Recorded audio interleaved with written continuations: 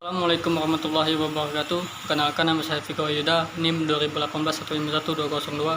Di sini saya akan mendeskripsikan perbedaan dari kurikulum tingkat satuan pendidikan atau biasa disingkat KTSP.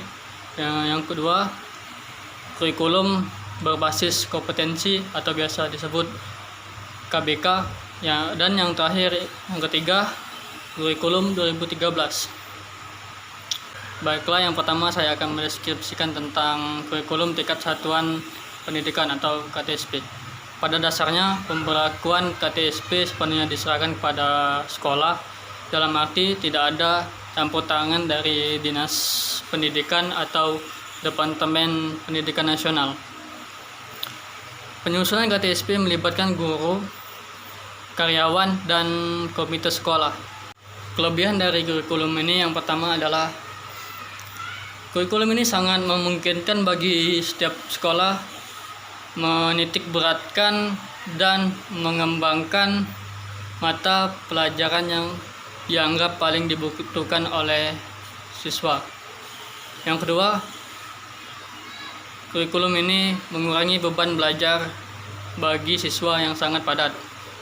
Yang ketiga, guru sebagai pengajar membimbing, pelatih, dan mengembangkan kurikulum. Kekurangan dari kurikulum ini yang pertama adalah kurangnya SDM yang diharapkan mampu menjabarkan KTSP serta minimnya kualitas guru dan sekolah.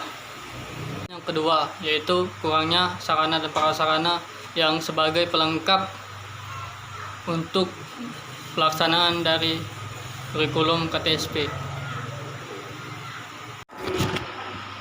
Kurikulum yang selanjutnya yaitu kurikulum berbasis kompetensi atau biasa disebut KBK. Pada kurikulum ini merupakan perangkat rencana dan pengaturan tentang kompetensi dan hasil belajar yang harus dicapai oleh siswa, penilai kegiatan belajar mengajar, dan pemberdayaan sumber daya pendidikan. Pada kurikulum ini, guru hanya bertindak sebagai fasilitator. Namun, meski begitu, pendidikan yang ada ialah pendidikan untuk semua. Siswa bukan lagi objek, namun subjek, dan setiap kegiatan siswa ada nilainya.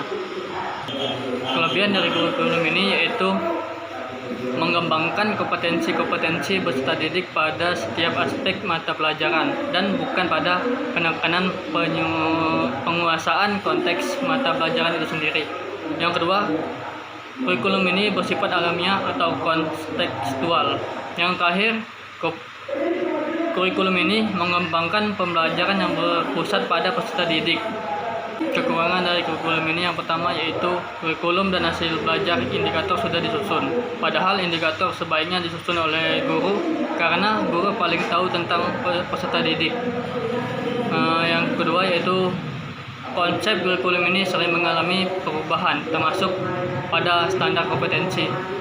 Yang terakhir, memandang kompetensi sebagai sebuah entitas yang bersifat tunggal. Kurikulum yang terakhir yaitu kurikulum 2013. Kurikulum ini dikembangkan dengan memberikan kesempatan kepada peserta didik untuk mengembangkan potensi dan kemampuan yang mereka miliki. Dalam kurikulum ini memandang bahwa setiap peserta didik memiliki potensinya masing-masing dan perlu digali dan dikembangkan. Pada kurikulum ini, setiap peserta didik berada pada posisi sentral dan aktif, sehingga guru hanya sebagai fasilitator saja. Kelebihan kurikulum ini yang pertama yaitu lebih menekankan pada pendidikan karakter.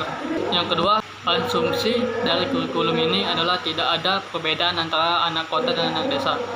Yang ketiga, kelebihan kurikulum ini merangsang pendidikan siswa dari awal.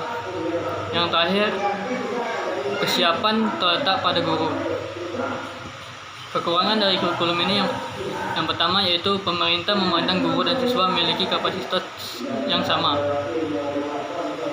Dan yang terakhir, tidak ada keseimbangan antara orientasi belajar dan hasil belajar. Itulah deskripsi perbedaan dari kurikulum KTSP, KBK, dan kurikulum 2013. Di sini saya juga sebagai masih dalam proses pembelajaran. Jika ada salah, saya mohon maaf. Saya akhiri. Wabillahi taufiq wal hidayah. Wassalamualaikum warahmatullahi wabarakatuh.